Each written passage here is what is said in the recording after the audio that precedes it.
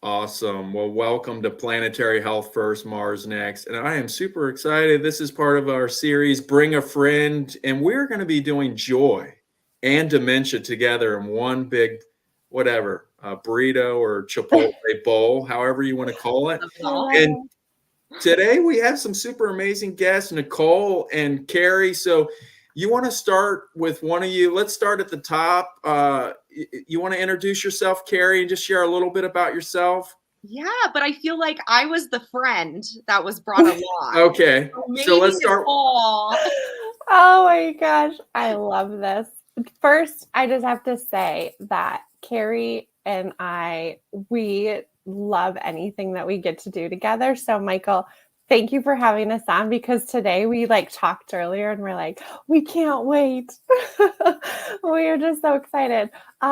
Nicole Will, founder of Will Gather. I would say, I look at Will Gather as this umbrella over the Will Gather podcast, which is navigating the world with your aging loved one.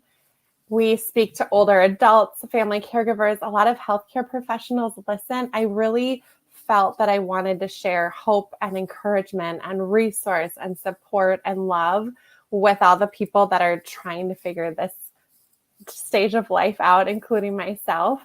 And so we interview CEOs and experts and authors and educators and family caregivers and share so many different types of messages that are holistic to aging. So anywhere from dementia care to understanding legal or finances or our mindset. I mean, I've had 200 episodes released and there's such a variety of topics. So you'll have to just go through and look and see what's available. But that's a big part of what I do. I do a lot of educating, speaking, advisory work. I have a caregiver gift shop named after my grandma, named Gigi Betty Co. And we were family caregivers for her. She moved into our house. I was 15, got to share a bathroom with my grandma. She was my roommate and loved that time so much. But it really just highlighted what we need to talk about as a society and as families and in our world. And then I'm co-founder of Think Tank, which is new for me, with James Lee, who is an amazing leader and thought leader and person in the senior living world. He's a CEO of Bella Groves, and we came together and really wanted to highlight aging services, senior living thought leadership, really bring that goodwill, develop deeper relationships, grow our leadership. And so Think Tank happens once a year in Austin, Texas in December. So felt like that was a lot. Did I just talk for a long time? Oh, I love it. But there's a lot to cover. Yeah. It was a lot, but you know Was a what? lot. It was a lot, but you were amazing and it was good. I mean, there's like good movies like the Titanic, but you don't want to miss any of it, right? Or Avatar, right? You're So so let's move nice. on to our special other Yeah. friend, Carrie. Yes, and And she didn't even get to all that. and take all your time. Don't if you need 5 minutes, go Yeah, ahead. go. Don't say that to me, Michael. You're going to regret it immediately. I'm a talker. But no, Nicole, I mean, we come together because in our fields because we do have such strong passions for what we do. And so my name is Carrie Alberts, and I go by Dementia Darling on social media, and not I just say social media, but like in real life. In life, yeah. Darling, I prefer it. That's my persona, and it's really stemmed from my work the last over a decade of working in senior care and falling in love with so many people living with dementia and their caregivers and their families and the other caregivers I got to work with, and falling in love with this industry, and my passion getting deeper throughout getting my Master of Science degree in gerontology and everything that I've been able to do in my career through everything from caregiving all the way up to directing an adult daycare center and doing life enrichment and then going into I kind of got burnt out because that is very relatable. And I went into the age tech field with IN2L and Life Loop and learned a little bit there. And then dove in even deeper into different innovations and tools in dementia care with a company called Eugeria based out of Montreal. And I've just learned so much and grown while learning about senior living and family caregivers and all the needs. And through my career, I've really had, kind of a bleeding heart for family caregivers because they don't get the support that they need. And I know, Michael, you can, probably talk to this, and it's really hard to find support and education and to know you're doing the right things, right? And before it hits crisis and you're looking for that help. So about 4.5 years ago, I turned to Instagram, which I felt was a safe place for me on social media, to start a community that was a safe place for dementia caregivers to find community resources, education, support. I've kind of dubbed myself a dementia caregiver cheerleader, and I really want to show people that there's joy in the journey. It's hard. I'm not belittling that, but there is joy to be had still. And I really want to dismantle and break down this tragedy narrative we have in dementia care across the board, and we need to start speaking up. And so it's an honor to be able to be in this space with Nicole, because we kind of team up with our backgrounds and our communities to lift up these really important topics that are hard to talk about. And, mental health and caregiving and hospice and, just being a human in this world right now in general, and all these things on top of it. So we just really want to bring a safe place across the board for our communities, our industries. And yeah, so that's a little bit about us. Well, I'm glad you guys got the memo that you had to wear color to this podcast today. Thank you. I know your border's amazing. We just fit right in with all the color. Well, I spent so much time doing it, anyway, but I really feel so at home and feel so loved today with both of you, because my dad's 91, he has dementia, and I feel like this show is perfect, right? And so he is 91, he's a retired physician, which doesn't mean much, other than that's healthcare, right? But he is got heart failure and dementia, and he's in hospice. So you just mentioned, Carrie, hospice, and the first thing people say is, "I'm sorry," but really, what I've learned, and I know there's some other stuff that I probably I wouldn't share, because I just found out like a week or two ago from my sister what was said, and I was like, oh my God, that was frightening. Kind of, because there's certain things that can be said that loved ones say, or those who have, I guess the best way to say that, have dementia, they say certain things. Sometimes it's and how to cope and deal with the expressions, but for what I want to gather or share today, and love to hear your thoughts, and I know we're going to get into a lot of different things, but just what I have learned, just the importance of the present moment and spending time, and quality of life doesn't also quantify the words of sharing and a conversation. It's just the presence. So that is what I've tried to capture as much as I can, just spending time face to face, getting my dad at the seat of the table. And what was interesting, we were blown away. My wife just turned 50, and he just broke out in song at the dinner table. And he is the worst singer. I mean, my dad cannot carry a tune. I don't have a musical gift, but that's the thing with dementia. He felt safe, he's comfortable, and he started singing her happy birthday. So that's just the beauty in one little capture that I can say. And so I love what you guys are doing, because the best thing that ever happened, and I know I'm now like you guys talking too much in my little intro, but this has nothing to, but the best thing was when my mom was able to get my dad with at-home hospice, just to give her the peace of mind, give her that wraparound care. And I think they are probably doing, even though we have a caregiver. So I'm going to just stop. Let's just start talking, because it's about you guys. Yeah. I will say, no, I love all of this, Michael. And I just want to say, because I actually was talking about this a couple days ago on my page, because it is obviously so scary to see our loved one act differently and all these changes, right? It's progressively declined. So there's nothing happy there, but there's the silver lining that not everyone gets. Not everyone with dementia is the same. I'm not saying that, but that I've seen a lot.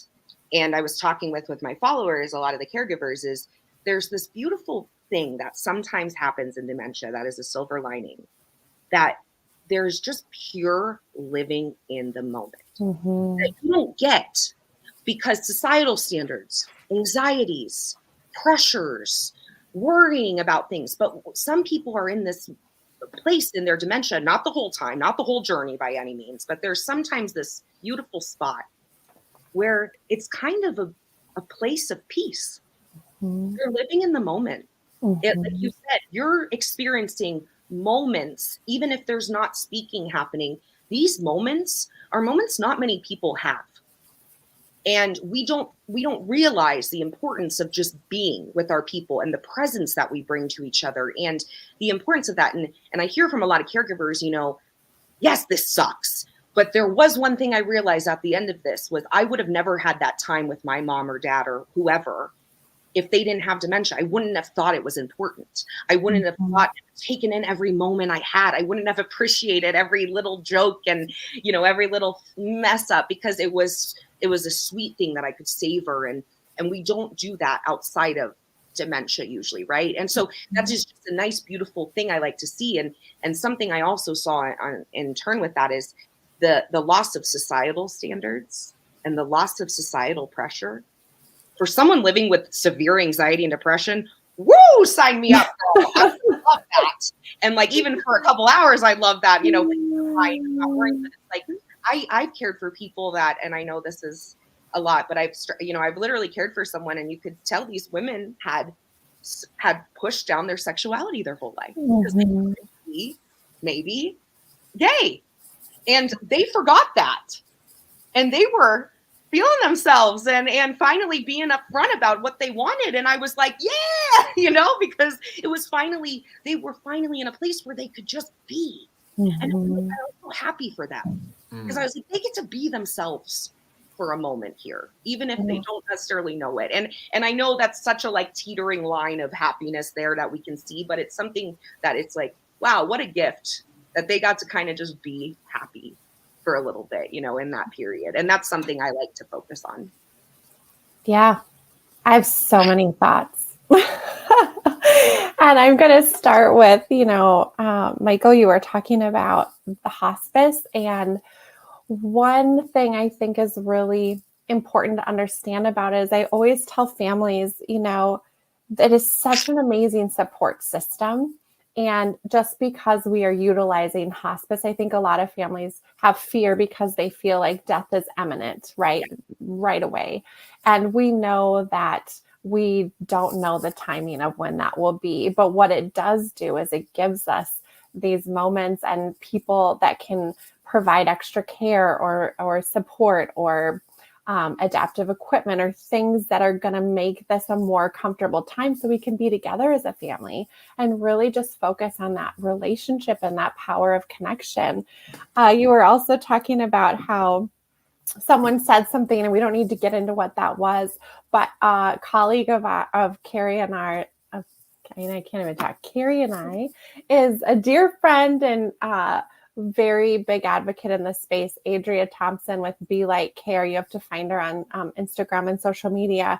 But I love what she says, because she talks about how everything a person says with dementia makes sense to them. And everything that they do makes sense to them. And I think it really just shifted how I thought about it, is that, being in those moments, how they express the feelings, and that living in the moment, the feelings are so pure because, like Carrie said, we strip away this society expectation or maybe the tact too of here's that executive functioning. So here's what I should and shouldn't say. And there's some freedom in just those things coming out to some capacity. And I remember taking my residents, we were going on an outing to the zoo, and it was the most magical day. We were in a bus and we went, and I was with the resident the whole time, and we went and looked at all the animals, and she was laughing and smiling and tears were in her eyes because she was so happy. And we had a picnic and it was a beautiful sunny day. And we got back on the bus and I looked at her and I was like, oh, that was the best day. What did you think of the zoo? And she did not remember that we were at the zoo, but I knew how happy she was in all of those moments. And it was just that moment sticks out in my mind so much for years, because it was truly encapsulating, we were giving her joy in that moment and she was so happy. So You're so right. All of it. That's like my mom the other day. We took my dad to somewhere and he was just great. It was on Sunday. It was an event. And she's like, Michael, Monday I talked to dad. He didn't know where he was that day. So yeah, you're absolutely, but he was there. He was present. We were including him. He had a seat at the table. He was interacting. He was enjoying himself. And but yeah. And that's such a hard thing for caregivers, right? Especially if you're not told like this is normal or whatever, you know. And I was learning this as a professional caregiver, like trying to entertain 70, you know, people in varying degrees of dementia. I'm like dancing around, you know, and it's like you could never always please people. And it was really scary because not scary, but like it was a lot of pressure I put on myself as a professional because it was like, well, if they didn't remember it, did I not do it well enough? Or did I, you know, and it's like all of this, that's why education is so important. And, you know, and it's, and just because, again, they don't remember, I finally learned it still mattered. And it was still so important and needed, right? And it was still those moments that meant a lot for them and added to truly to their lives and honor. So where are you guys at with like the research? Like, I know you guys have your own little thing, but what do you feel about all, I mean, it seems like there's so much research on metabolic health or, you know, genetics or diet or lifestyle. It's like, how do you, with everything in general in health, it's just so hard to keep up with. So what is your take? What is your thought on that? And I don't want to stick on this, but I think it's always interesting if there's some takeaways from that. Yeah. Carrie, you want to go and then I'll follow up? Okay. Please. Yeah. And I hope I'm going in the right direction with this. I personally think that the research, it's awesome that it's focused on, you know, finding a cure, but we need more research about what's happening for our people now. There are people right now that do not have the help that they need. It's too late for them to do all the brain health things. Like, I'm sorry. And we need the support now. We need the education and the research going into how can quality of life be better in the present moment with all these different types of dementia. Why are, you know, yes, we're trying to find a cure for Alzheimer's. What about FTD? What about vascular dementia? What about all these other things we need to be thinking about? And it just, there's so much more to it than finding a cure, which is of course amazing. But again, what is happening right now that we can help the people that are living it and suffering. Them and their families are suffering because they do not have the resources, the education, the support, and it's not really there. I mean, it's just not, it's just not there. But I will say, and I'll give it to Nicole, but specific to like joy and dementia, I just did a presentation at Tala about purposeful play and the types of play that are actually available in the specific to the Alzheimer's journey of this. There's research around this. And it's so interesting because, you know, if we're able to understand the types of play that are even possible for our people, you know, in their dementia journey, we're going to be able to support them better and give them these moments of joy. But no one knows about these studies. They're mainly based in Europe. We don't talk about them. So it was really cool to be able to talk about it in Texas, because just to give you an idea, for you and I, there's 22 different types of play that we can enjoy and go into and, you know, work with. But with someone along the dementia journey, there's only three out of those 22 that are appropriate. So if we knew that, we would be able to bring more quality of life and joy to everyday life for people living with dementia. So with the research, I feel there's a need in that space. Yeah, take it away. How about you, Nicole? Yes, you know, when we were talking about memory loss before, I think that was another conversation Carrie and I had, was that, you know, not all dementia has memory loss. And so how are we talking about that and bringing awareness to understanding that, yes, we still need joy in dementia with or without memory loss, right? There's many different components of that. Along with the research, you know, I am not a scientist, but I've had a lot of conversations, and I'm not going to be able to quote data, but I did have a podcast with Mitchell Kliansky, who wrote a book about dementia prevention. And I think that is what I'm seeing, is that while there's, you know, a new medication that was approved, I think what a lot of families experience is, unless you're treating really, really early on, it's really hard to reap the benefits of what those medications are designed for. Again, I'm not a medical professional, but what I do know is that we are having so much more conversation of what are we doing in our 30s and 40s to prevent dementia later in life. And they're really seeing it as this almost, I think he called it like a multi-factor theory. So there was a British Lancet report paper.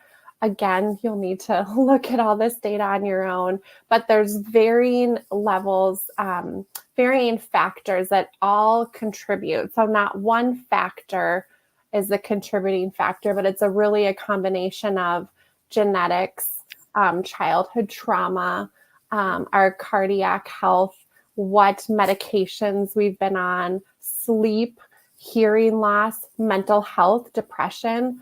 I'm trying to think of what are some of the other ones. I think.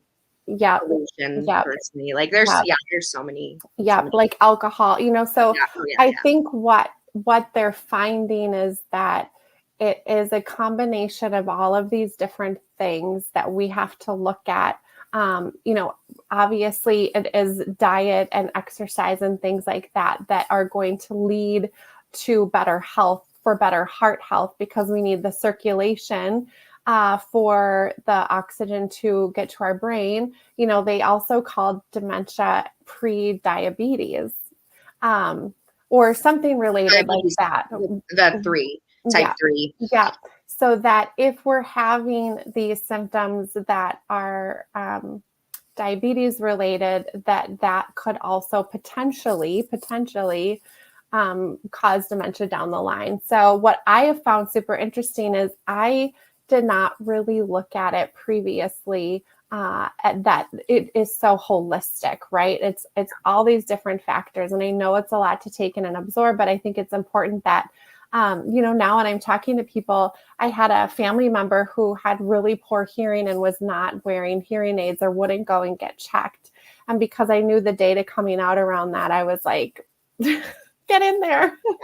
Yeah. Sleep apnea, Carrie knows who I'm talking about. We have a colleague whose husband was diagnosed with FTD very young, and she really feels that was a contributing factor to that, because he had severe sleep apnea, which is essentially cutting off oxygen to your brain throughout the night. So a lot of different directions we could go in with data, but I find it encouraging that we are having more conversations around brain health prevention. I know a lot of family caregivers in my world, they're scared about it, in the sense of if they've got a family member that they're caring for, they have concern, is this what my future looks like, which gives us a lot of fear and anxiety. So I think knowing that we do, to some extent, have choice to potentially, maybe mitigate some of those risks.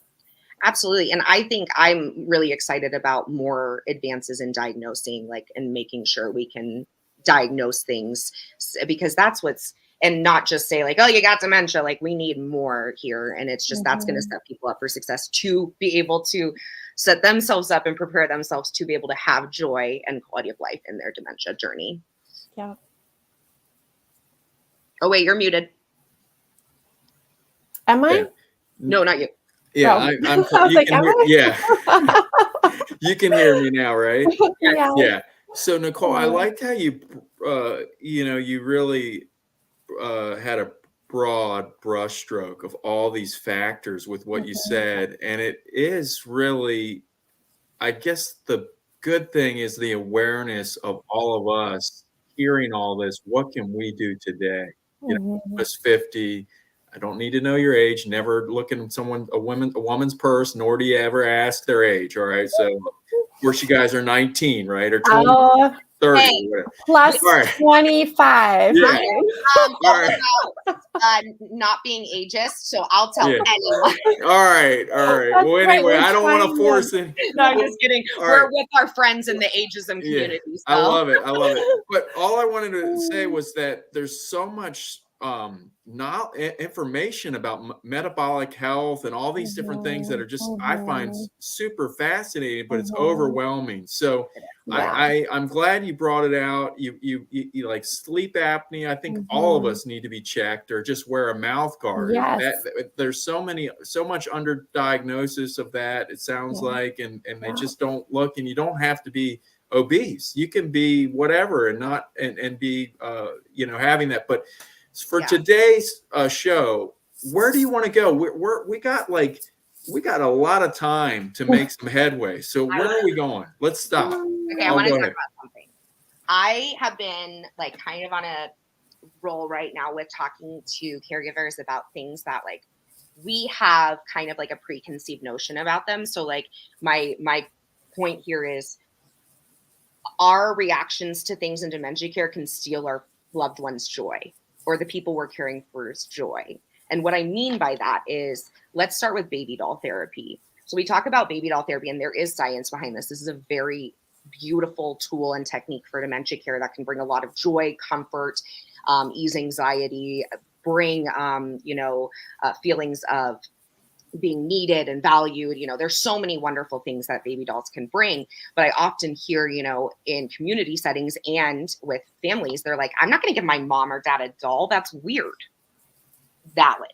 But this is a conversation we have to have. And I think Nicole agrees with me on this. I don't know. We've talked about it, I think, before, but I just think it's so needed to demystify these, because it's, as Teepa Snow says, the people living with dementia, like it's our reaction to the people living with dementia that's the making it undignified. Well, I'm sorry, I'm losing the exact words, but it's like, it's not the people living with dementia's fault. It's our fault for how we react.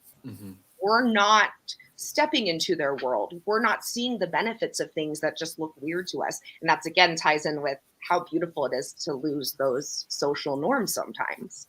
And it's just, baby doll therapy can be such a beautiful thing. And I just wrote an article with Eugeria about it, because they're coming out with 2 different baby dolls, and there's different reasons behind the 2 different types. And, there's science behind this. And I had a woman, just to give an idea, I cared for a wonderful woman who was a labor and delivery nurse her whole life. And so she had collected all the baby dolls and stuffed animals from the community we worked at. And those were her babies in the hospital in her room, like wholeheartedly. And we realized she was really tired every day. And we started to figure out she was up all night working in her room. She was on call, so she wasn't sleeping. So we learned that at the end of the day, we would get her off of duty and we would come in and do shift change and take the babies. And then she'd take over in the morning again, and she slept. But she felt like so accomplished. She was working every day. She was helping these babies, and she would bring them out so, other residents could love on the baby. She had this purpose. So I just implore people to be really open to things, not just like that, but with the robotic pets, the Joy for All pets. I'm such a fan of pets. And I know if I wasn't able to take care of my dog anymore, I would want a robotic pet. I would want something. And a lot of people in their journey, truly, like the baby dolls, feel that it is their real pet. And then they can be safe, the pet's safe, if they're hitting the pet on accident, whatever, not feeding it. So, it's a win-win for everyone. But I think that joy is a lot of the time taken away because we either think, oh, they're not going to remember it. What's the point? Which is, no, we don't want that mindset. Or, oh, that's weird. I don't want to have my mom seen like that, or something of, the sort. Yeah. Carrie or Nicole, do you want to elaborate just the general thing with baby doll theory, like the science, just for those might not know about that? One of you want to just say a little bit about that? I can, Nicole, for sure. I mean, there's plenty of studies out there on how specifically it is helpful in mid and moderate stages, especially when you're like redirecting or someone is needing to, during sundowning and things like that. They're able to show that is a comfort item. This is something that is going to help ease anxiety. I even would have a lot of gentlemen. It's not gender discriminatory. Like I would have a lot of gentlemen that would calm down. Maybe they would and through research, they're able to show, because having that there, that previous experiences with holding a baby come back, And it's just a very comforting and natural thing. And so, as I said, in turn, that leads to, reducing anxiety, that leads to help with redirectional, times of the day, or just, again, giving a source of empowerment and autonomy, because it's something that they can care for. So that is shown in the research that, it doesn't even necessarily have to be a baby doll. It can be a teddy bear, or, it's anything that can be held and carried around, can bring a lot of comfort to people living with dementia. And it's really interesting how it differs, of course. And we say it's really all in the they say in the research and just in the field, it's about how you present it, right? And you don't have to make it a show. You can leave the baby doll out. We say that's the best, is leave it out in a place where they can find it, and they kind of tell you where they're going with it. So they can either say, why is there a toy out here? And you could say, oh, I meant to put that away. Or they could say, oh my gosh, there's a baby here. I can't wait to babysit her. And you can let them gauge for you. And it's really interesting how, some days it might work. Some days it might be really helpful. Certain parts of their journey, it might be really successful. But it's always, we've seen in different studies, it's just really helpful to always try and to make it available throughout the journey, because you never know when it might become a need. Yeah, I love that. And there's something about, it's that quote that I love that's really applicable, I feel like, in these moments, where something to the effect of, people might not remember what you say, but they'll always remember how you make them feel. And I think that that's extra true for people living with dementia, because before we even speak those words, what is the expression on our face? Are we smiling? Do we have warm eyes?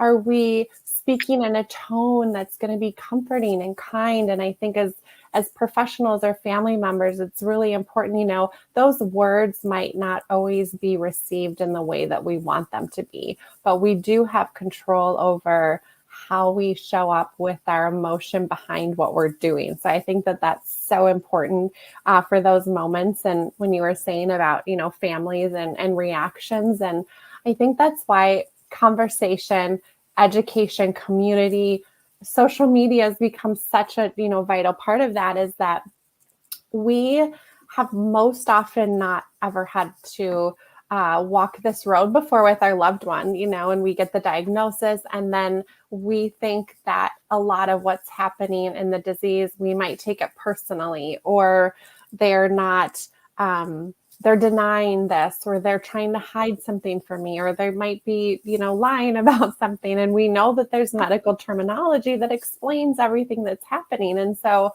I see a lot of families take a lot of that really personally. And when the reason behind, or whether it's the term, or that this is a part of the disease process, and here's what we can do. I think, Carrie and I had talked about, you separate the disease from the person, right? We can be super upset and pissed off about this disease and how it's changing our loved one. And that's totally separate from the person that we love and that we know, and that we can still have that relationship with. And so I think when you can start to identify some of those things, and the research helps with that, and understanding and being educated, and all of that just comes back to how we as families bring out that joy, can support the joy, can have the mindset of joy, and acknowledge we know it's super, super challenging sometimes. We're not saying that, we're not, what's that, toxic positivity, or yeah. Yeah, we're not there. It's great. That's why it's so It can important. be really hard. And that's why it's so important that caregivers are sharing their stories on social media. And that's why they're so big. I mean, we follow one guy, he has over 1 million followers, because people were like, oh my gosh, I feel seen finally. He's doing things that I do every day. And it's that should prove right there the need. And so we owe it all to the people sharing their day-to-day struggles, because those are the people starting the conversations that need to be started, and showing it on the ground and how it's beneficial. And, one of a guy I follow in Scotland is huge, and cares for his mother, and she's, younger onset, and he shared it, showing her a baby doll, and it has over 2 million use. And Mhm. it's the most beautiful thing of her saying, I have a baby again, I'm my Mhm. baby. And it's beautiful. And it's like, Mhm. that inspired other people to try. And Yeah. that's why, their voices are so important. Yeah. So needed. Carrie, as you were talking about that, I just had this like, Yeah. we hear so many personal stories, right? On Instagram, social media, people sharing like the real stuff, ins and outs. And correct me if I'm wrong, but I just had this moment of like, we don't hear a lot of like the real, raw, professional stories. And I think there's a disconnect because what's happens is that families want to be able to go to people that they view as their guide or advisor and what's happening. But when it's all like, everything's going to be great and we'll take care of you. And like, yes, we want to have our loved one in environments like that and the confidence of that. But this is an unthought through thought process, but there's something to be said about like, even in a professional setting, there are those moments of we're learning, where every person's different, how the disease process shows up is different every day. And just permission, right? If we're all going to these people for support because we're like, oh my gosh, I feel seen. We also have to be seen in those other areas. I don't know. What do you think about that, No, guys? I agree. I didn't have someone when I was a professional on the floor to like go on Instagram and see at all, or, have any type of, because I know a lot of professionals follow me. It's so sweet. My favorite compliment is when memory care directors say, I literally print out your Instagram posts and put them in the break room. Oh, I love that. And it's like, that's the best Yeah. because we are going in there with just a little bit of training usually and a pat on the back, and it's like, good luck, and it's scary and it's really hard. And it's like, if you're just trying to get by, you're never going to know about there's joy, and you can do these other things as well if you're just trying to get by and Right. every day. So it's really important to have these conversations and have these voices. Yeah. So And I know it's delicate because of the HIPAA and all of that. So, Yes. I just wanted to throw that in there. Go ahead, Mike. So Carrie and Nicole, what is your hope with where we can be? Like, where are we right now in the dementia, and where can we be? I think people are waking up. Mhm. I think, unfortunately, of course, with celebrities, Bruce Willis, we are seeing people are actually like, oh, what's dementia? Oh, dementia. Wait, Alzheimer's isn't just dementia. Like, people are starting to think about it. And also, unfortunately, everyone's going to be touched by this in the next 30 years. There's no way you're not going to know someone with dementia. I'm sorry. I'll bet on it. Like, I'm in Vegas. That's what I'm about. But I just don't believe that and no one will be touched by it, at a certain point. But I think, the conversation is needed, but obviously, and I think I get a little in my own industry and forget though that it is still so little out there and that there really isn't a lot. So I hope that voices like Nicole and myself can keep, as I said in the beginning, knocking down this tragedy narrative. And that's something that Bruce Willis's wife, Emma Willis, is doing, is she's really on this kick because, and I've said it a couple of times in talks, because it absolutely appalls me that, media put out as an article, Bruce Willis no longer experiences joy. What? That was the article? Like, that is horrific. And you see the numbers of people that, are being diagnosed with dementia every day and are just even going over the age of 65. So now they're starting to worry about it. And we can't put that out there. We can't make that be the end all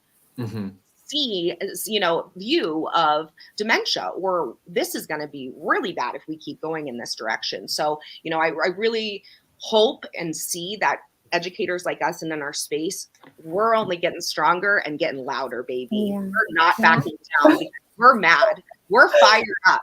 And we're ready for caregivers to get what they deserve, the help they deserve, the support, the recognition, the pay. And I'm not going anywhere. So if it's up to me, I'm going to keep, singing from the rooftops. And thankfully, I work with foundations such as HFC, which is Hilarity for Charity, Seth and Lauren Rogen's amazing foundation for Alzheimer's support. And they are doing amazing work. And I'm honored to be on that team to be able to spread brain health awareness, as Nicole said earlier, which is so important. And they're really focused on, touching those younger caregivers because about a fourth of dementia caregivers are millennials. And then those years are right behind us, and they're having to leave school and careers and their lives. And so this is a really important conversation that I hope, if it takes Seth Rogen's face, let's do it, to talk about it and make it big. But yeah, I think we're going in the right direction. Yeah, I think there's a lot of momentum right now happening in the space, which gets me so excited, because what I would love to see and what I know is going to happen at some point is that this will be a mainstream conversation. It'll be mainstream media, mainstream, like Carrie said, it will touch all of us. And we have to be able to come together and talk about it. I think if anything, we've learned in the last few years, like how much we need that connection, the power of community, being able to have places and people that we can go to for support, have the education. If anything, I think when we're empowered with information, it gives us so much peace of mind that we know we're not only making the right decisions for ourselves, but for our loved ones, for our future. Carrie and I talk about like, how can we create a world that we're going to want to grow old in? And I think that that's something that is a fire within us of let's do that, and let's do that with hope. Let's overcome some of those stigmas. Let's do that with education. And like she said, we're ready to get loud. I think this is just the beginning of that. And there's a lot of really fun things happening in the future. And I think it's just a really good time. And I'm sure, Michael, you saw when you were at, is it Vive or Vive? I never know. Vive. Vive. Okay, Vive. Vive. I want to go so badly next year. I want to go. I say Vive. Okay. That's what I hear. And now there's health in Vegas. It's already pre-registered. So if you want to be on health, it's open. Yeah. Awesome. Wait, in Vegas? Yeah, it's Vegas. Health is October or something. Okay. Writing that down. Well, we're writing that down. Carrie and I were at AARP, Age Tech Collaborative at CES. And so when I brought up Vive for you, Michael, it's like, I'm sure you see this conversation around health and age tech and how are we supported as we grow older. There just seems to be a lot of focus, which is so exciting. When I got my gerontology degree, like 20 some years ago, everyone was like, what? Like, what is that? Even to this day, I'll tell people what I do and they're like, what? So now's the time. We're just going to keep being loud about it. So I'm looking forward to that. I love that. Keep being loud about it. So where do we go? We still got some time here. I feel like you guys got a lot of good things going. And what do we want to, what would you like to, anything else you'd like to share today? Yeah, I would love to share, with just a couple resources that I really like that are for people living with dementia that are affordable and wonderful. But for anyone watching that might, find this interesting or helpful for anyone you're working with or caring for or loving. Zinnia TV is an incredible resource. It is TV, it is programming, an app on your TV, smart TV made for people living with dementia, made by a woman who was caring for her husband living with FTD dementia and couldn't find a TV that wasn't distressing to him or, something without a plot line to follow. And Zinnia TV is one of my favorite companies out there. They are also part of the AARP Age Tech Collaborative, and Nicole and I had the pleasure of going with them to CES. And so now that I am, as Dementia Darling, part of the AARP Collaborative, it's just an honor to be amongst them in that sense. But I just think Zinnia TV is a wonderful resource for professionals and family caregivers. And so zinniatv.com for that.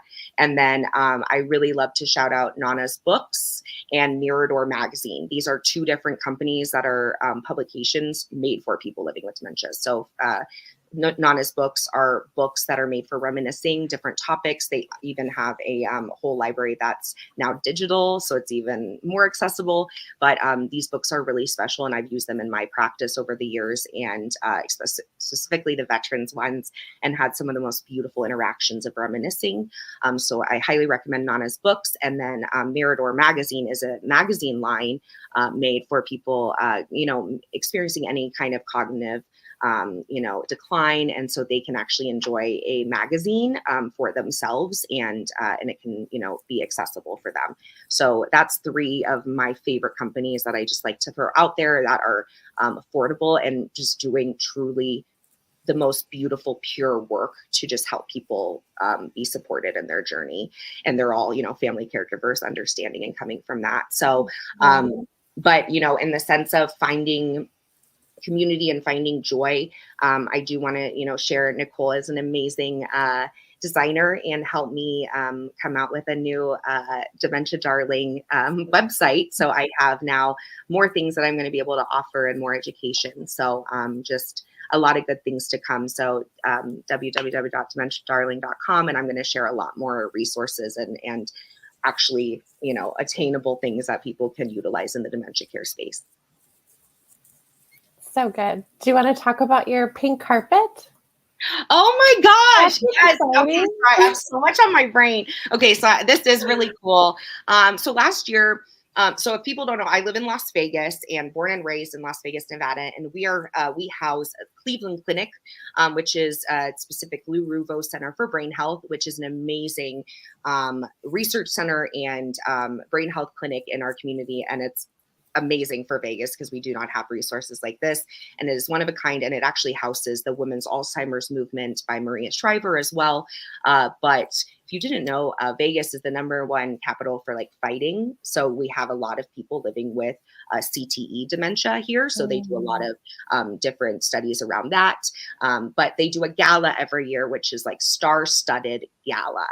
Last year was insane, and it was John Mayer and Rick Springsteen and all the people. It's amazing. And Wolfgang Puck makes the food. But I got asked to be on the red carpet this year. So on May 10th, I'm going to be interviewing. They're honoring Blake Shelton. So I'm going to be on a pink carpet with my pink hair and a pink gown. It's and I'm so perfect. to talk to Blake Shelton, Maria Shriver again, which she's my girl. And then Christian Chenoweth's going to be there, Colby Calais. And then 2 days before that, I'm at an event in LA with Seth Rogen and Snoop Dogg. And they're all showing that they support dementia research. So it's beautiful to hear these celebrities, actually care and are showing up. So I'll be sharing all that on Dementia Darling on Instagram for sure. Yes. Oh, we'll be following along. As Snoop Dogg says, that is sure good. I'm so excited to see how he is at this event. So it'll be interesting. That's so good. Well, I'm not meeting any movie stars. Not yet. Not yet. Yeah. Not yet. I love that.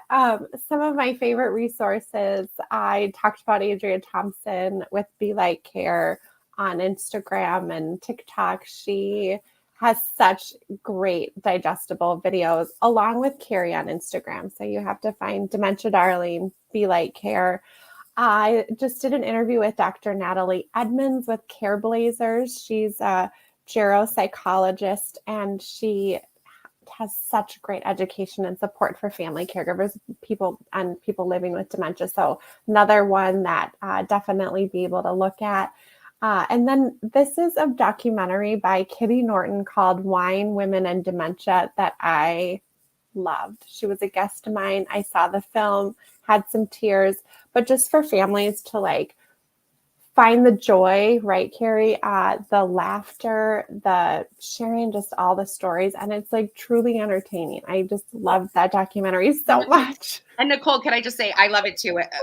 Bawling, amazing, so relatable. And our friend who is the creator of Zinnia TV is in that movie sharing her story. So there's another.